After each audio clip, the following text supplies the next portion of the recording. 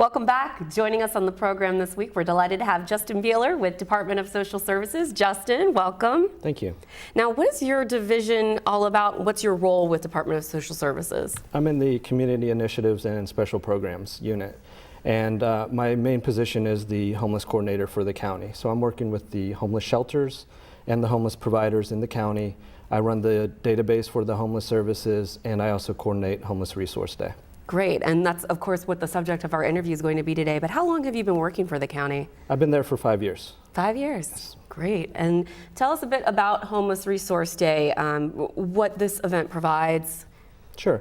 This is our 9th year doing this event, so we've been around for a while.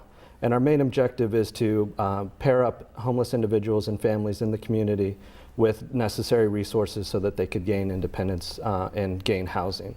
So what we end up doing is we invite a bunch of volunteers to help out.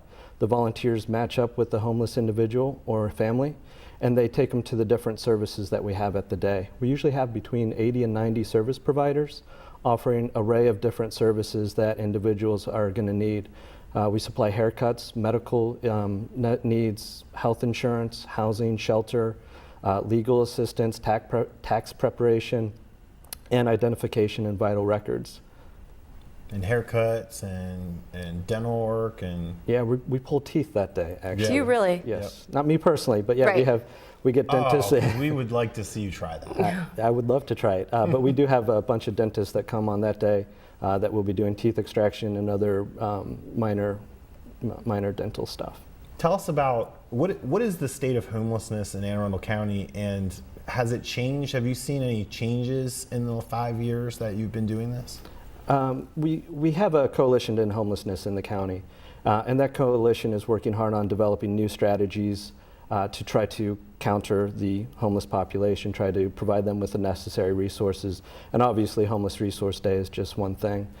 We do a survey every year in January to survey how many homeless we have.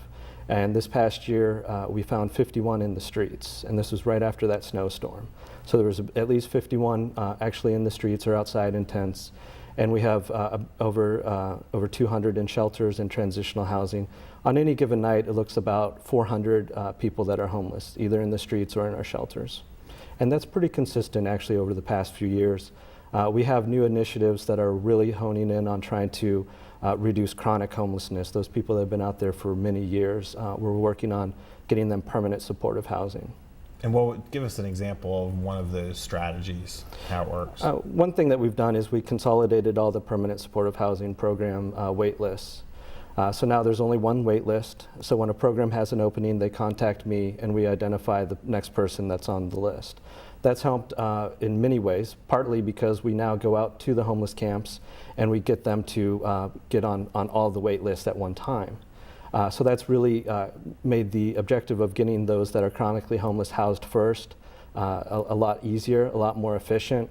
And we've been able to, last year I think we got about 20 people with housing vouchers. So we got 20 people off the street last year. This year we're hoping between 30 and 40. It's really impressive, all the things that you guys are doing for these folks, and Homeless Resource Day is so important. When and where is it going to be this year? We're going to have it on April 9th, which is Saturday, and we're going to be at Brooklyn Park Middle School. Which is a new location for this event. Yes, we've never had it this far north, so we're excited about that. We know it's a community that there are needs there, and this is an opportunity where we could address it. We were in Annapolis the last 2 years, so this gives us an opportunity to look back north. The event starts at 8:30 and it goes till 3 o'clock. And for anyone out there that might be interested in donating time or donating materials, what is it that you're looking for and how can folks get in touch with you? We obviously need a lot of volunteers. We recruit about 500 volunteers to help us support this event. People could go to aacvc.org or aacounty.org to register to volunteer. What we do is we send out a training video that they could watch and get oriented to what we expect out of them at the day, and then show up on April 9th and help volunteer and support the homeless people that are coming to the event.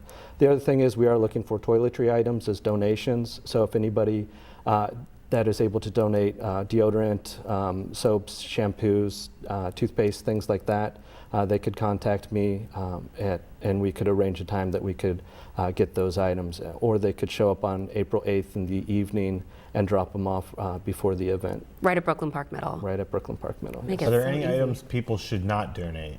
This year we're not doing food. We've done food in the last few years. The space is a little bit different at Brooklyn Park Middle, so we are not asking for food this year.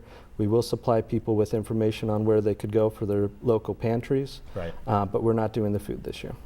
For people to pick up food at the local pantries, and anyone who might come with food that maybe they can go to those pantries and donate. Correct, yes. Very good. It's all about things that we take for granted every day. I mean, I've had the pleasure and honor of volunteering at one of these before, and I think we were talking briefly off camera about even just watching someone get a haircut. It's so rewarding. It's an amazing thing if you haven't been before, and we really encourage you to come out and volunteer or donate. So Justin, thank you so much for your time. Thank you for all you're doing. We'll be right back with more Week in Review right after this. Don't go anywhere.